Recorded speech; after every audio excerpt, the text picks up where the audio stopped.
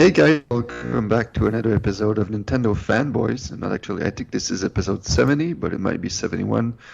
And I'm joined here today by Tim. And as always, I'll let Tim take control of the podcast, and it'll be the Tim today. Is it? Okay, then it's going to be short and sweet. Nah, it's cool. We actually got a lot of topics to talk about, obviously Nintendo focused. But we're also going to talk a little bit about a new handheld system that's coming out that's pretty interesting. I would love to hear Steven's take on it. And will it challenge the Nintendo Switch? I don't think so, but we'll talk about that in a minute. First things we're going to talk about, Steven, I have on my list. Let me jot over it real quick. We have obviously the new Switch model. Finally the Switch Pro's here, guys. Or at least it will be.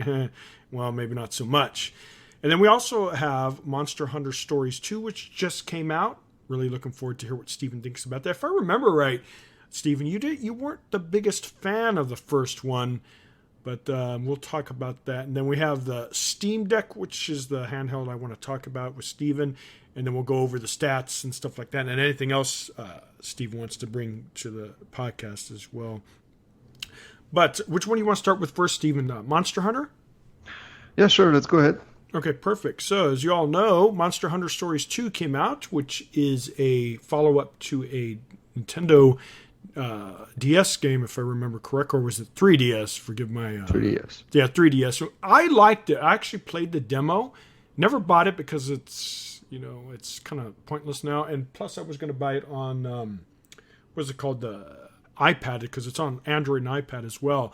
I really enjoyed the demo. It was quite long, lengthy. I liked the graphic style and the presentation, and I thought it had an awesome battle system.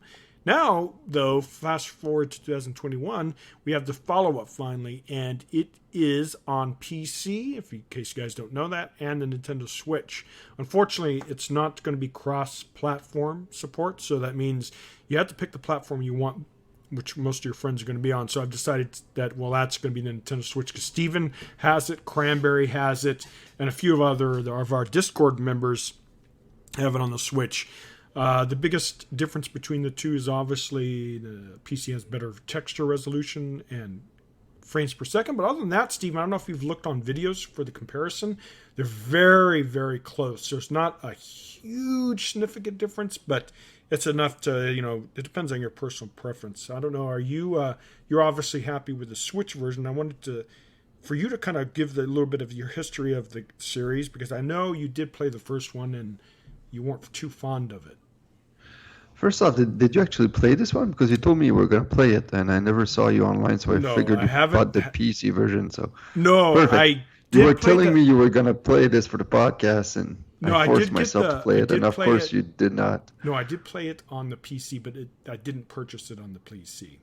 Okay, you just played the demo? Yeah, which is really, really good. And as much as I love it on the PC, I prefer the Pro controller, so I am getting the Switch version. I'm going to actually get it and stream it later today to do footage for this podcast. So our podcast footage, as you guys are hearing this on YouTube this weekend, is actually going to have the footage from tonight's stream. So it's kind of the magic of editing. But right now, it's going to be a little bit later. I don't know. I think you're going to probably be in bed, Steven, so you won't be able to check it out. But yeah, I'm going to play it on the Switch. I decided to do that because, like I said, you, Cranberry, and some others on our Discord are on that platform. I'd rather have you guys to multiplayer than some random strangers. So I think it'll be a better.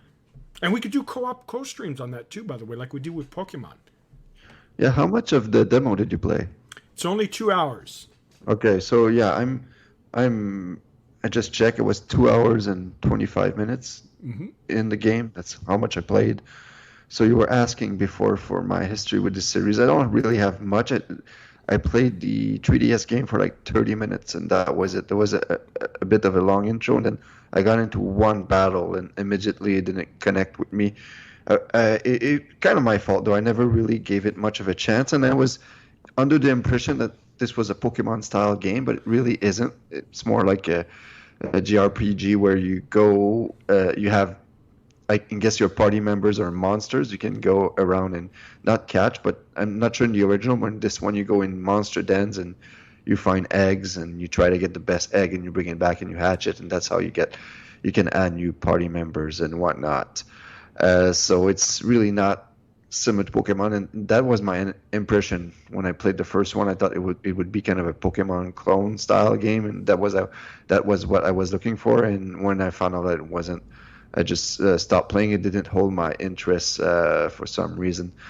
This one, it's not really holding my interest either. I'm not sure if it's just me getting old and not really having much patience, or not really looking for new things. I find myself with the similar situation on Netflix. I always go back and look at the same old stuff I always watch, because I know I'm only looking at like 30 minutes to an hour, and I want to make sure that I spend that time watching something I like. So I'm less adventurous as I grow older and more valued of my time. And I honestly, I would not have played this for 2 hours if it wasn't for you asking me to play this for the podcast. But maybe later I'll try some co-op stuff with you and Cran if it goes like that. But I don't know. It doesn't hold me. It feels.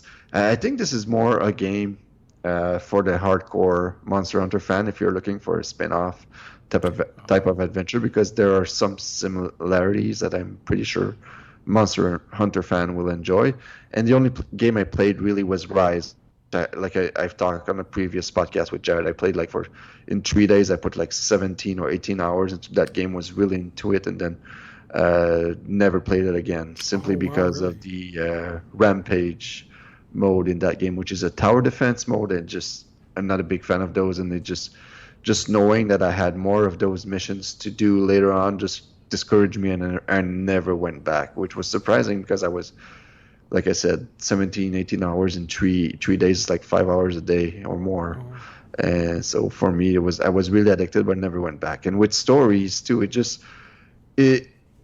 not like it's funny, because it's a dungeon crawler. I usually like that. I like collecting items, but it's just the battle system I find boring. Like, it's every single battle almost is long, very long for some reason. And it's like, I don't know. It's not for me. It's a very good game. I'm not going to say it's not. It looks like a very good game. I had fun at first. I thought it would be, but now it just feels repetitive for me. And if I'm not enjoying the battle system that much, just don't see myself investing more time into it. But I did give it a fair shot. Maybe I'll like it more when we play co-op and stuff. But so far, it seems like this is not the type of game for me. Well, interesting. Yeah, I remember you did talk about the first one. I asked you a few years back about it, because when I played it, I'm like, oh, man, this is pretty cool. But then you weren't too fond of the first one, so I was kind of intrigued to see what you'd think. Yeah, like I said, I played it for 30 minutes, so yeah, it doesn't really count for an opinion. Yeah, exactly. I didn't give it a fair shot, the first one. Well, I mean, each their own. I mean, we all know you're a hardcore Pokemon fan, so maybe expectations were more of on the sense of a monster collection game, which this is technically, but it has a lot, like you said, it has a lot of stuff from the main series in there as well.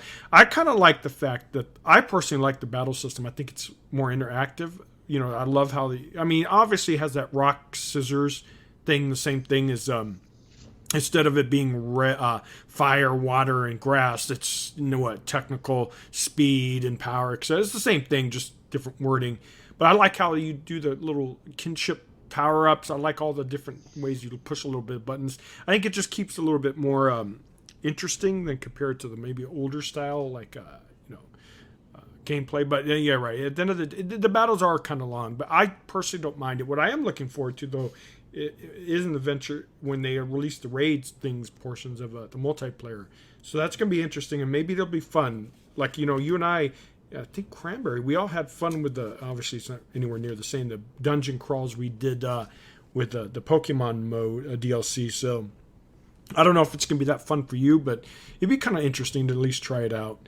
And I don't know if Jared, I haven't talked to him about this game. I don't know. Do you know if he tried it? Probably not, knowing him. Oh, Jared, I've surprisingly seen it, I think, on Sunday playing A Link to the Past on the Switch. I think it was the first time in 2 months he logged into the Switch. Oh, wow. Yeah, I keep checking his Switch profile, and it's always saying online to check to see what if he's playing yet. You're right. Last time I checked, he hasn't been on very much. And, another thing, Joe, I was going to bring up, what I think is interesting about the way Hunters is set up, Stories 2, is you have kind of different ways of leveling up. Like you have the trials in there, which is kind of a arena thing that the main series has. And I kind of like the weapon upgrades. I know at the end of the day it's farming, but I don't know. I like it. But we'll see what it comes to when it comes to the arena multiplayer or the raids. I'm really looking forward to that because it's supposed to. Capcom was talking and promised that you're going to be able to get these elite monsties from raids and stuff like that. So I personally can't wait for that and the free updates. So we'll see.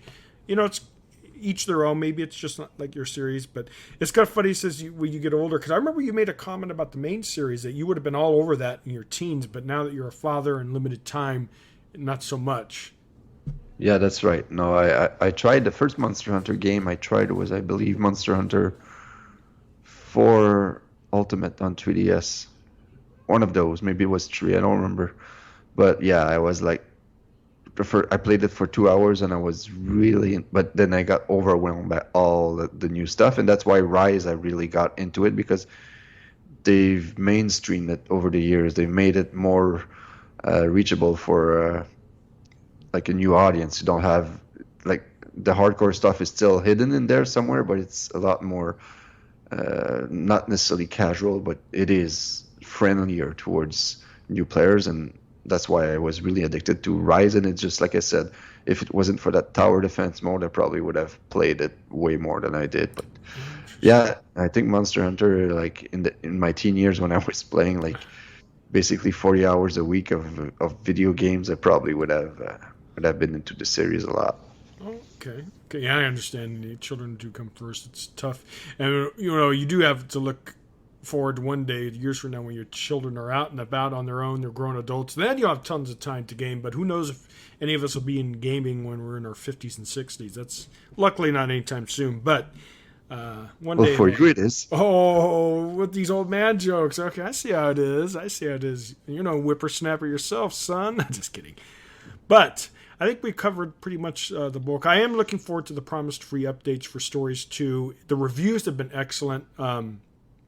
People seem to like it. I do like the art style. I know some people like the more realistic one that Rise uses, but I think this game it fits in. And it has one thing too is voice acting, which I think was even though that cat's a little annoying, but yeah, I don't know. He kind of sometimes. I do agree with the reviewers. I thought they were being a bit hard, but he is a little annoying. But hey, each their own. At least it has voice acting, which we can't say other series has. And you know what I'm mocking right now, right? Mm-hmm.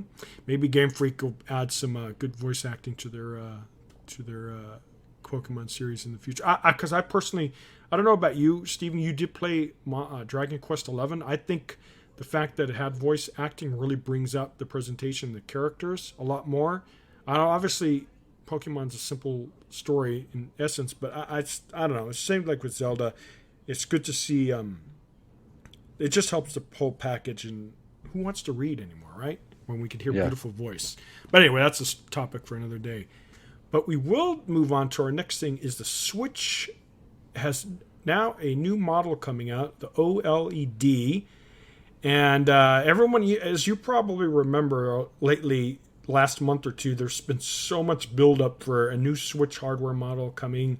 It's going to be the Switch Pro. Bloomberg was talking about it. Oh, it's going to happen. Well, they finally announced a new model, but it's not quite what people were hoping. It's interesting. Now, here, let me cover a little bit of the facts of it. The price is $349.99 USD, which is interesting. It's $50 more than the current Switch, the normal Switch, not the Switch Lite. It's going to be available October 8th, 2021. You can do pre-orders now. It has a 7-inch OLED screen. It has, one thing I really like, it has a wide adjustable stand, which is in the back. If you've seen it, it's a whole type stand. The other one that came with the original Switch is kind of dumb. It's a little bit too small, I thought. It has a new docking station, which is real cool. It does work with the current Switch, so if you guys want a wired LAN port, that is available for you. I got the USB accessory for the LAN port because I like LAN rather than wireless. It does have 64 gigabytes of internal storage, and Nintendo's claiming enhanced audio because I guess new speakers or something like that. But I think I don't know. You guys have to probably remember that the Switch is selling extremely well. So, from a business standpoint, it doesn't make sense for them to release like a Switch Pro to alienate or segregate their audience or their user base. So, I'll let you kind of think your feedback on this new model and everyone's disappointment that it's not an upgrade, but it is what it is. Yeah, I was a bit surprised at it. Obviously, I'm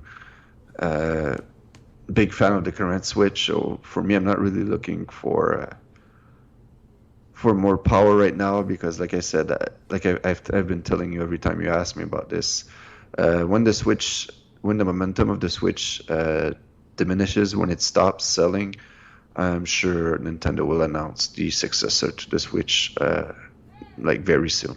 But as of right now, it's still the best-selling console every month. So there's really no reason for them to go and like announce the successor to the Switch. I was expecting something similarly to the new Nintendo 3DS. So, like everybody was calling it the Switch Pro. I made a comment on Austin John's YouTube video once, and it was like the most upvoted comments on YouTube, which I was really proud of because it was the first time it happened. But I said if they do this, they will call it the new Nintendo Switch because that's what they brand their series. They like the new Super Mario Brothers series, new Pokemon Snap, new Nintendo 3DS, etc. That's what they do. So that's what I was expecting. But the thing about that is, like we've had a few examples. We've had the PS4 Pro, we've had the Xbox One X, and I'm not quite sure how successful those were. I'm not sure because they did. The difference with the new Nintendo 3DS and that one Nintendo has experienced didn't really move that more units. I think it was considered a failure, and it only had like 4 exclusive games on it, and it had those Nintendo made the Super NES game exclusive to it for some reason on the eShop, even though obviously the original 3DS could run those. I don't know why they thought this would be a good idea. At the time, I said that it was like basically you were limiting like 60 million users from buying those games. I thought it was a stupid move, but they thought it could be a selling factor, which I've always said, like people overestimate how much these old games are a selling factor to casual audience. This is for the hardcore audience, and that's market is very small. Like the market that listens to gaming podcasts and etc. complains about the Switch Pro not happening. Like it's a small market. Most of the market is dominating by like moms and families who buy Switches for the kids or just for themselves, and even PS4 and Xbox is like a large population of those consoles are sports fans who buy 1 or 2 games every year. They buy the new Madden, the new NHL, or the new NBA every year, and that's the only game they play. But that's a huge portion of the gaming audience that we don't really cover here. But yeah, I was surprised, but at the same time, I think this makes sense. I know people are mad or whatever, but they didn't want to release a console with improved GPU or whatever you call it. I'm not a tech guy. That would potentially make some games exclusive to this model, and even if it didn't, made some games run significantly better on this console, and then would perhaps alienate the existing fan base, which is not really a good idea when you have the system that's selling the best every month. So that's my thought. Like for right now, I think this is a smart move. Like I'm probably gonna get one. Probably not right away. I'm gonna wait for like a Pokemon model, which is what I like to get, because like I play a lot of Switch on handheld, and this is a significant upgrade for handheld mode. Like it have a bigger screen than the OLED. Like I remember my Vita, when I used to play Vita, like that was a kick-ass screen. So this will be cool. Like the LAN thing, I don't really care about that. What the other thing that you mentioned, the improve audio, doesn't really matter. The stand is a cool thing, but I don't really use it that often on my Switch. But it is a cool thing because I was playing recently Hunting Simulator 2. I played that for like 65 hours, believe it or not, on the Switch. I really adored that game. Got everything I could with that game. It was a really fun game. If you're looking for a hunting game on the Switch. Like Jared bought me Hunting Simulator 1 like maybe 2 years ago, and wasn't really that good of a game. But this one, like it scratched the hitch for me. It's not as good as Call of the Wild, which is probably the premiered hunting game right now, but it's a bit easier because I played Call of the Wild on PS4. The problem I had with that game was it was a bit too simulation heavy. Like it's not of course as simulation as the real thing when you go in the bushes try and see something, but like sometimes I would play for 2 hours and not see a single thing, and I thought that was a bit extreme. Well, in this one it's like you can play for like sometimes 20-30 minutes without seeing a thing, but you're really getting unlucky. So I was really fun anyway. And then I kind of lost my track there. Oh yeah, I was playing in handheld mode. I think handheld, like for shooters, the Joy-Cons are not that good with the stick, so I prefer Pro Controller. So I guess that stand would be cool, but it's not really useful because I usually play on the couch or on a rocking chair rather, and you can't really use a stand on that. But yeah, like I said, for me, this is gonna be cool. But I can get why some of the hardcore audience is disappointed because they're looking for an upgrade. But like, are they really? I'm pretty sure the people complaining are people who are playing most of their games on the PC or on consoles and not really playing on the Switch to begin with. So it's going to be interesting to see. I know you want to talk about that Steam Deck after that, which would tie with this. Really nice. So I'll let you speak your thoughts on the OLED model, and we can tie it up with the Steam machine. Sure, perfect. Actually, amazing you bring up the hunting game because I saw it on your profile. I was going to text you, "Hey, Steve, are you really playing that?" And I was going to ask you how it is. And thinking of which, a little side note, I got a fishing game which I'll be streaming as well on the Switch. So something a little bit different because I kind of like those little. It's just cool little games you play in kill time collection, trying to beat your best record type, what is it called, like arcade scoring games. It's not an arcade game, but yeah, it's kind of cool to see you play something a little bit different, and yeah, it's cool. It's good to hear you like it. And then yeah, so I'll put my say on the Switch new model, and then we'll wrap it up with the Valve's announcement that happened this week. Obviously you brought up the thing about the improved screen, which that's what the first thing that came up to mind. Like, would you recommend this for a current Switch user? Well, it depends on what you do. I've never played my Switch handheld, so for me it would be a waste of money. I already have the LAN port adapter. There would be no benefit for me. I don't play it remote. I get the Switch to stream or play for mostly YouTube videos, not really for handheld. I don't like handheld personally. I mean, it's never been my forte. But if you are a handheld primary Switch user, this is probably going to be, I don't think it'll ever go on sale. I was going to say maybe wait for a sale, but I don't think that's going to ever happen. Nintendo products almost never go on sale. So yeah, I can understand why you would like it. A larger screen, which will make us probably a big significant difference, especially when it's going to be brighter and better, probably on your eyes too, because as you know, some games the text on the handheld is a challenge. So yeah, for you, I would say yeah, it would definitely be worth it. But it depends on really what most of us, not most of us, what most people play their Switch. Where if it's docked, then I would probably say pass it. But if you are looking for a better handheld experience, yeah, that 7-inch screen is going to be beautiful. I kind of want to see it in the store myself to see the comparison, but for me, no, it would not be something I would be interested for. And one thing though, we're just going to tie into the Valve announcement too, the 64 gigabytes of storage, man. You do realize that, I mean, I understand these systems have micro SD cards, so it's not technically an issue.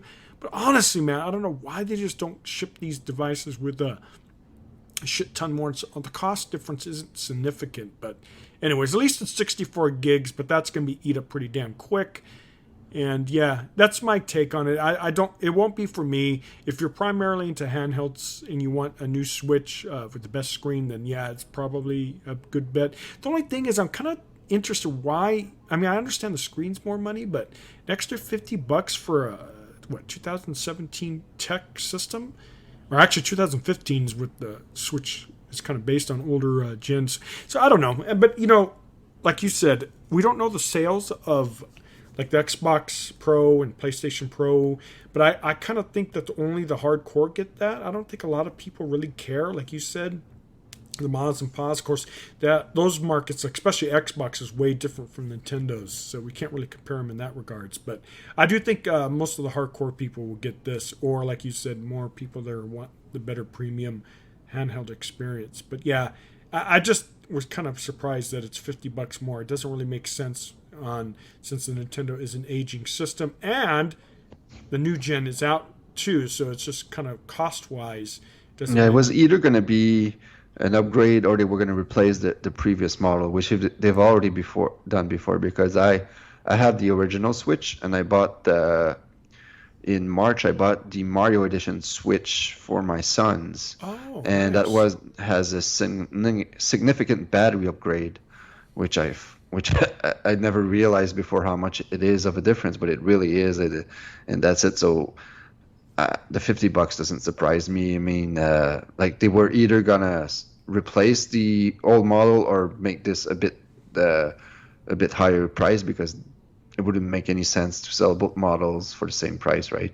Yeah, so, that's true. That's a good point. They have, like, of course, if this doesn't sell, you can expect a price drop, because the market always decides, like I always tell you. Oh yeah, that's kind of a little. Don't want to change subjects too much, but like I was telling you about the Pokemon remakes of Pearl and Diamond. Yeah. It's like $59.99. You got to be kidding me! And then you said, "Well, we'll see what happens." No, it was like the way the way you said it was like childish, I thought, because it's like this is not bread or milk. Like, this is not an essential and this is essential thing. This is a privately owned company who's trying to make money selling something for a price that they think is fair. And if the consumer buys it like in masses, they're right. If they don't, you're right. They will decide. True. But I don't get the baby arguments that it's too expensive. It's like, if it's too expensive, don't buy it. Obviously, like for me, this is a great value. I love Pokemon. I'm like almost $800 into Sword and Shield right now, and like no end in sight. So I'm gonna be playing these like a crazy man. But for me, if they would be charging like $150 for these games, I would not buy them.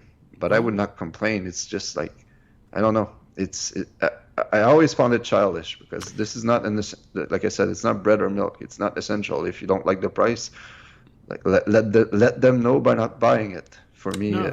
I don't get that argument. Yeah, that's a good point. I think the people, like, from my standpoint, I can't speak for everyone, is it's an old game, so they got the footprint in there, so it's not like they're reinventing the window. They're not even enhancing the story, I don't believe, if I remember right. Now, obviously, it does take resources to program the new engine, etc., but at the end of the day, it's still an old game that's just being ported. They did the same thing with New Super Mario Brothers Deluxe. The Wii U game was a 7-year-old game. They put it on the Switch, same price, and they sold like, what, 8 million copies of that game? Yeah, and look at... the market is... man, like, yeah, you're right. I was with you. I was not a big fan of that, but why would you not do that when people are buying it at that price? Oh no, exactly. And bring up a good point. Mario Kart 8 is a port. Yeah, obviously, it sold like 35 million copies, right? It's insane, and you're right. At the end of the day, it's entertainment. How much money would, like, do a quick calc? If they charge $20 less at 35 million, how much money is that? That's astronomical. Yeah, no, you're right. And you're right. It's the market that dictates it, not just these people that complain. I don't know if I'm going to get a Pearl or a Diamond remake game. I do. One thing, though, I got to tell you, Steve, I do appreciate the old...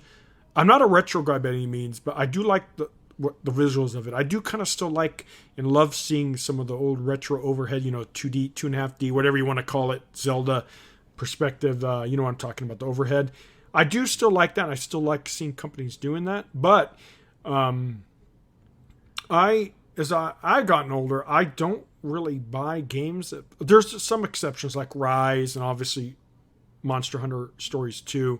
Those type of games, the reason I pay full... Because to me, I demand 1 hour per dollar for investment. Meaning, if I get a $60 Yeah, game, no, I get it. I'm I've always mentioned that argument too. Yeah, yeah, and it's I've important to me. always said like, would you? Let's say you bought a game at $60 and you played it for 30 hours. That's $2 an hour. I always tell people, would you work for $2 an hour? And it's Mhm. no. So that's a good investment, I think. But yeah, Yeah, so you're on the same page as me. So that's why I like multiplayer games like Stories 2, Pokemon. Pokemon actually I got a shit ton of hours out of it without the multiplayer, and then like Rise, yeah, endless possibilities until you get shit face bored out of it. But you could easily sink hundreds and hundreds, or if not thousands, of hours into it. So to me, it pays for itself tenfold. But that's why, but like Pokemon Diamond and Pearl, I don't know if I'll be sinking as many hours as I did as. no, like those. That's the thing, though. I'm not super. That's the thing. I'm not super like hyped about those remakes. Like Oh, okay. I would have preferred if they would have used the Sword and Shield system because I'm a big like I really love playing VGC on Sword and Shield. Like every season, I'm getting to master rank, and next season at the end of this month, they're banning Dynamax for 3 months, which is going to be Ooh. interesting.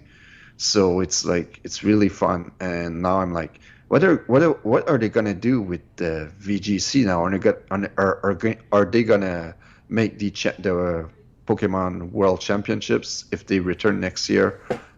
They've been canceled 2 years in a row because of COVID. Are they gonna make them and keep them in Sword and Shield, or are they gonna keep them in these remakes, which are technically inferior? So I'm not sure what's going to happen because when Let's Go Pikachu, Let's Go Eevee was released, they kept the Pokemon World Championships in Ultra Sun and Ultra Moon. So I'm wondering what they're going to do here. I kind of hope they keep them in Sword and Shield, but we'll see. Like I'm not the biggest fan of the look. I would have preferred the Sword and Shield engine, but I'm gonna play these because Pokemon is my favorite series. Like I said, $800 into Sword and Shield, and I know I'm gonna get my investment worth out of these.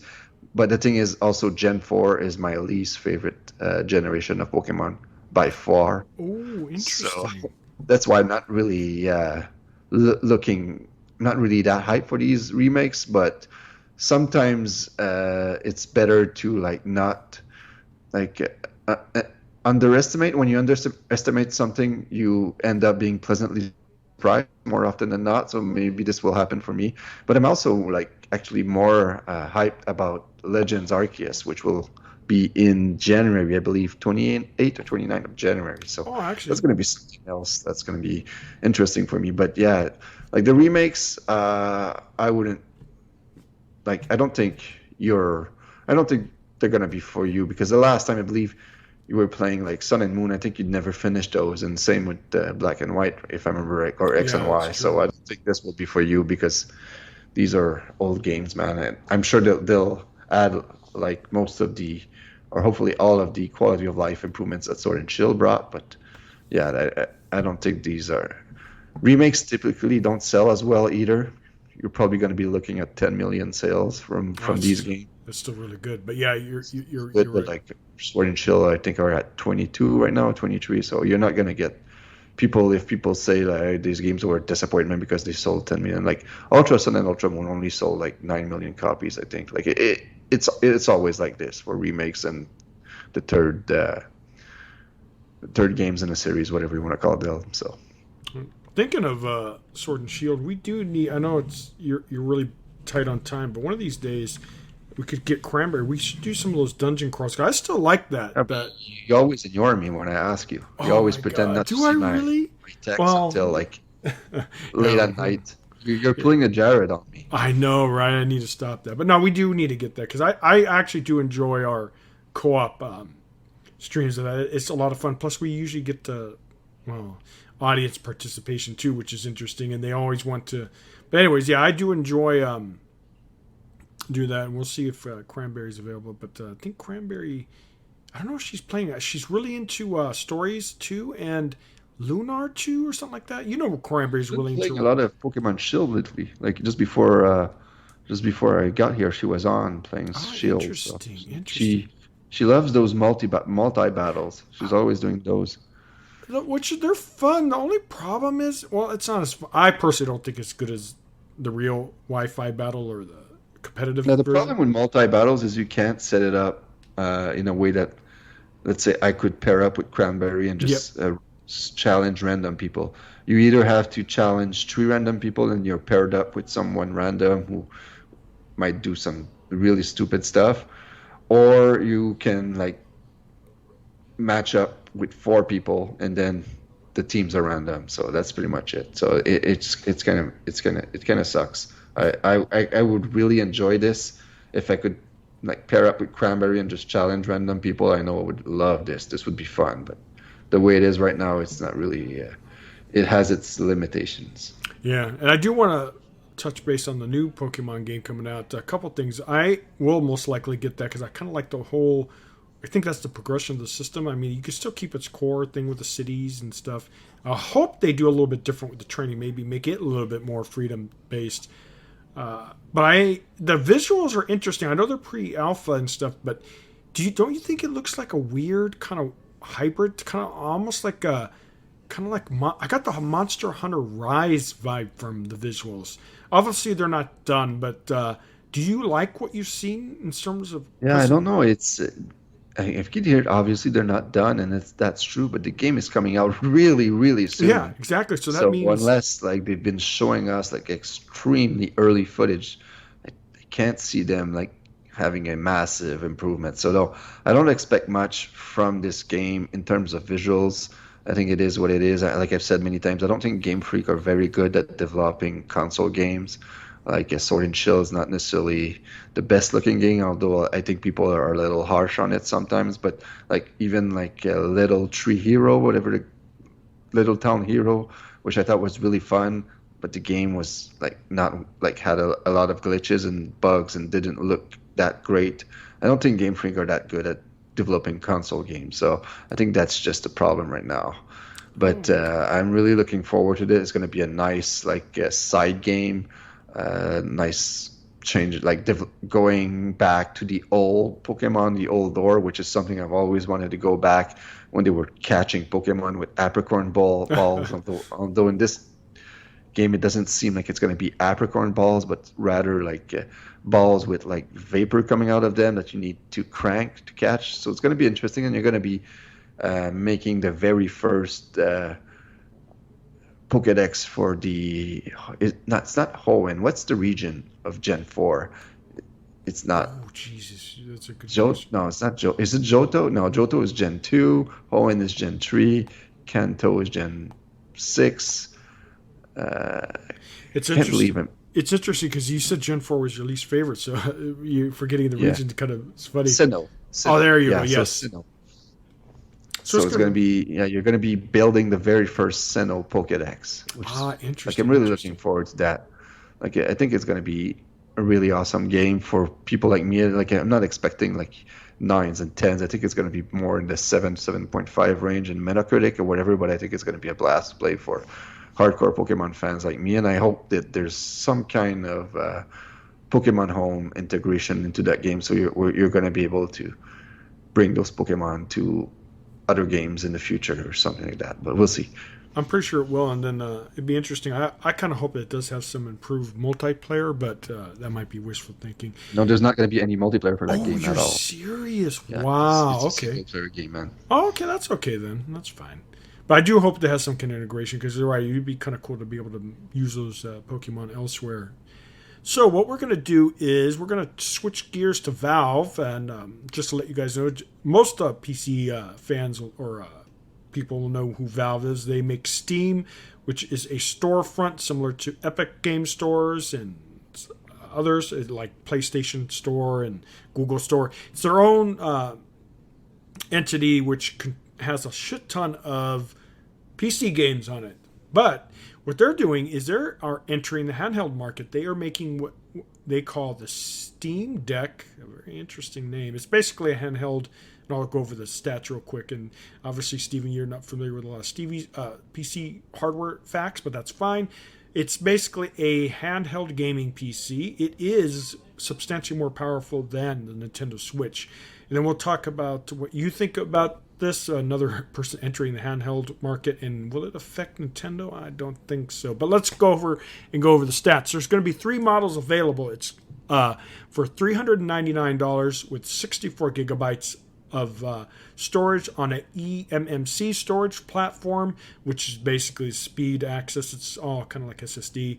The next model up is going to be $539 with 256 gigabytes on a NVMe SSD, which is good performance upgrade.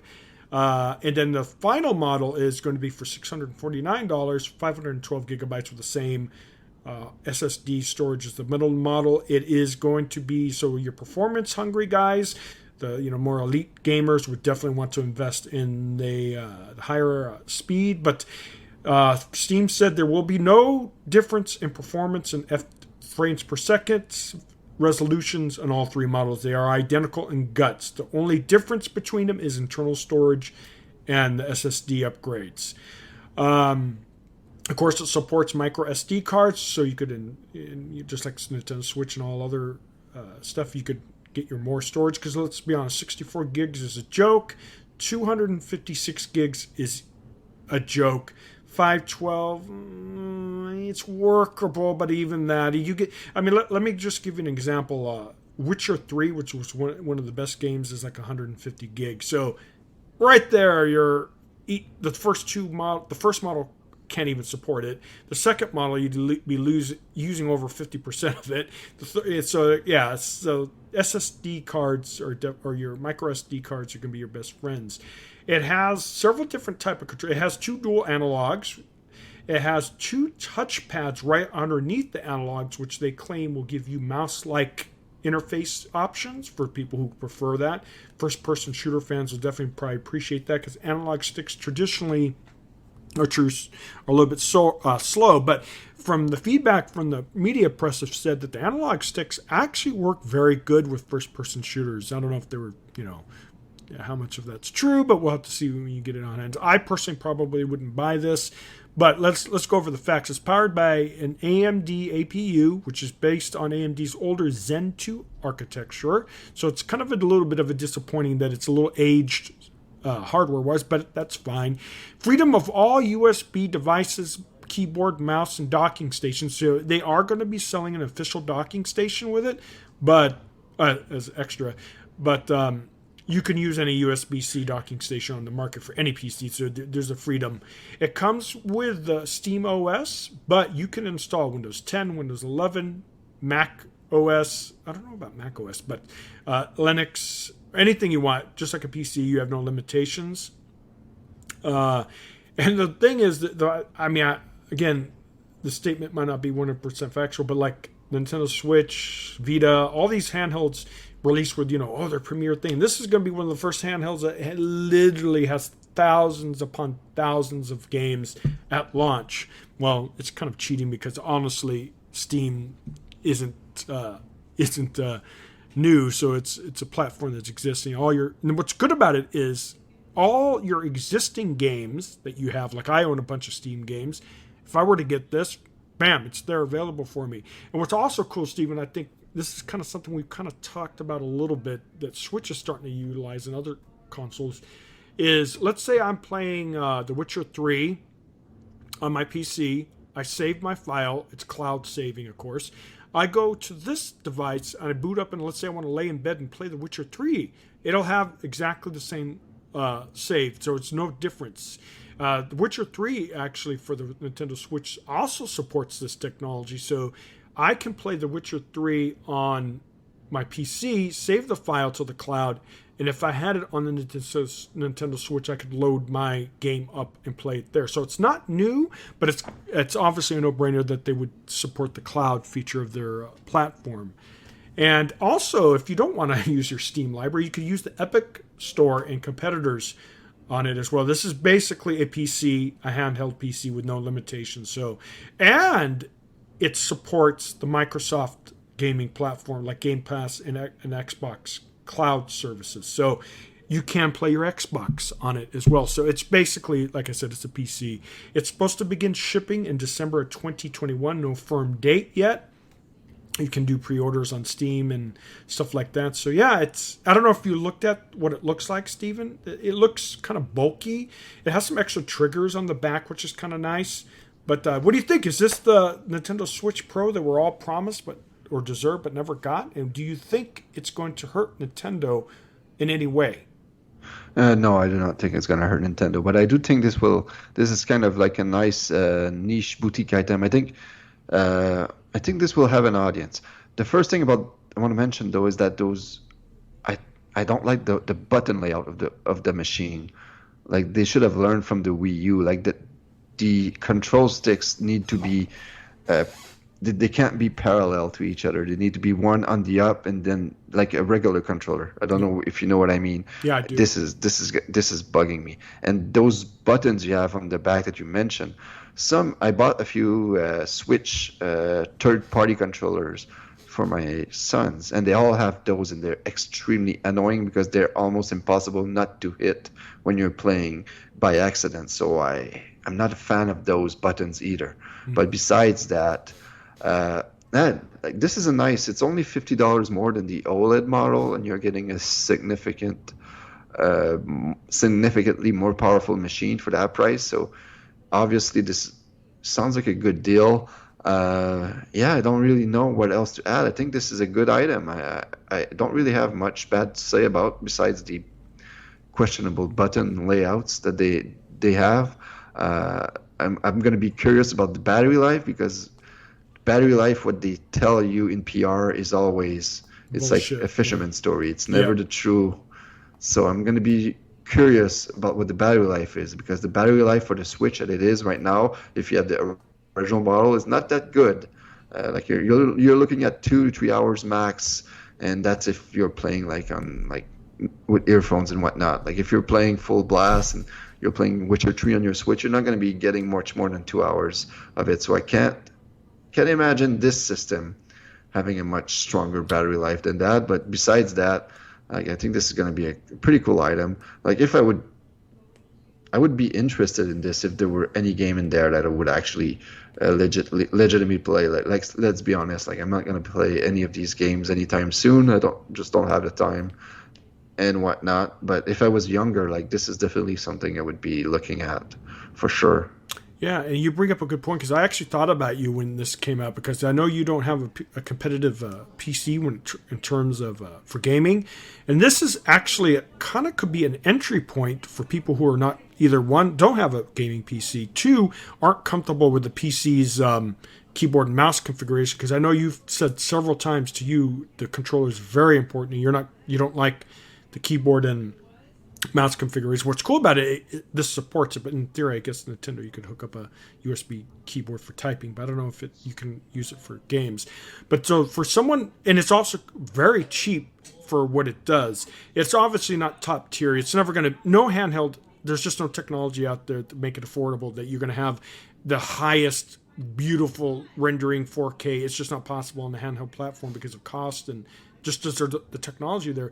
But for what it does, and you're right, it is a significant upgrade for the Switch, which makes me think of this OLED model is only $50 less, and this thing's much more powerful, and you get a lot more bang for your buck. But I could see potentially for people that don't have PCs as a nice alternative to having a mobile or gaming PC on the go. And like I said, I kind of would love to hear what Jared said about it. I texted him about it, but he never, of course, he never answered back, because he's more of a techie guy too, so it'd be kind of interesting what he thinks. But I do agree with you. It's going to be niche. It's not going to, I don't think it's going to threaten Nintendo in any way, but maybe they could look at it and say, well, shit, maybe we do have to focus on a little bit more hardware. Because, I think Nintendo GameCube was the last competitive console they made, right, in terms of visuals and graphics, where it was comparable to the competition. Since then, they've just ditched that. They don't even, Nintendo doesn't even release their official stats for their systems anymore. You have to get that from third-party resources, which is, I find ridiculous. Jared says it's because they don't want people to focus on that or know about it, which is ridiculous. Well, it really doesn't matter either. It's the software itself. Exactly. That's the hardcore, like you and the hardcore, are the only one who talks about it, but really doesn't matter. No, like you're right. The thing with this machine, which, like I said, significantly more powerful, but the Switch has the Switch games that people want to play, and Steam has its own audience, of course. But I don't think people playing whatever the games you play on your Steam machines or your PCs are the type of people who play handheld games. Like you don't. No. Like you never play your Switch in handheld mode. I'm pretty sure most people like to play with their mouse and keyboard and their headset and their nice surround sound system, and they play on their big, huge, whatever 50 inch screens and what you want. I don't think, like I said, I think this will be a nice niche. It really is. It offers a lot for your buck, but it's still for the general audience that like 75% of the Switch is composed of. They probably won't even know this thing exists. So no, you're 100%. That's why, we could be dead wrong here. Maybe this kills Nintendo for some reason and becomes the next big sensation. But I just Breath of the Wild is usually huge, underrated. How much of the success of the Switch is due to Breath of the Wild? That game was a killer app, sold 20 million copies, which I think no Zelda game even came close to 10 before that. So it's, as long as Nintendo can produce the hits, it doesn't matter if they bring out a new OLED system in 2 years that costs $100 more and doesn't offer any. As long as they have the software, people will keep buying the machine, and the hardcore will keep complaining. But that's just it. This new thing is a great option for people who like handheld gaming and are curious about Steam machines. But I don't think there's a huge demand for PC gamers to be able to play their games on the go. But I could be wrong. There are people who like to buy gaming laptops, and this seems to be able to do most of what the laptops are at a significantly lower price. So maybe the time will prove me wrong, but I still think that this is a niche boutique item that will have its audience, but I don't expect a massive success here. And I agree with you 100% because as you know, I play a lot of more PC games, and 99.9% of them I would not play on the go. If I wanted to burn some money just to have it for a cool little toy, I might, but I'm not into really the handheld thing. I prefer being on my screens and, like you said, headsets and all that jazz. So for me, it's definitely not something. But what I do like about it is that it's technically, you weren't really classified as competition, but at least we have a handheld device that is very good internal guts, and hopefully it's just going to make future Nintendo products a little bit more competitive. Because another thing too is third-party support. I think it's been really good on the Nintendo Switch, and it's amazing that they even got a game like Witcher 3 to run on it. But it would be nice for future games not to have so many hurdles to jump over to get it running on a Nintendo platform. And that's an argument that Jared and I have been, and I'm pretty sure with you over the years, is just it's just, I don't know. Nintendo does their own thing. It's obviously successful because look at how profitable they are. Numbers don't lie. This is a domain that me and Jared were massively wrong on. We did a podcast many years ago when the Switch was still called the NX, and we called it here's why the NX will fail or something like that. And one of our big arguments, third-party support, and when we're saying that because the NX was going to be underpowered compared to the other consoles, that it was not going to be able to get third-party support. And it's kind of true. They're not getting much third-party support. There are exceptions here and there, and they're mostly getting indie games and a few exclusives here and there. But the big games like Witcher 3 was an older game. It wasn't a PS3, right? Yeah. Or was it? It is. I don't know if it was on PS3. Maybe not. Here, but maybe not. Maybe I'm wrong. But it was an older game. But Skyrim was in PS3 and Xbox 360 stuff like that. You're seeing these type of games on the Switch diminish. You're not seeing much more.